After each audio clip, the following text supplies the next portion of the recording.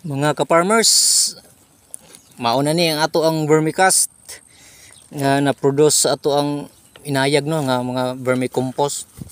So kung atong tan-awon, kita na to ang pino kaayo nga mga murag granulated na siya.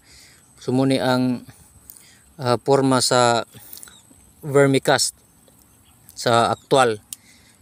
So muna ni ang vermicast nga atong gamiton sa ato ang umahan.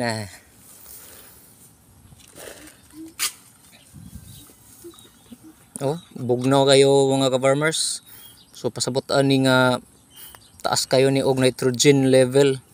Kay gitimplahan mas nato ni ato ning magsagulan og mga legumes like kana mga ipil-ipil na common kay makita nato diri unya mga forages kana mga biya sa ako ang kandingan. So mura na mga farmers. So muni ang ato ang finished product nga vermicast.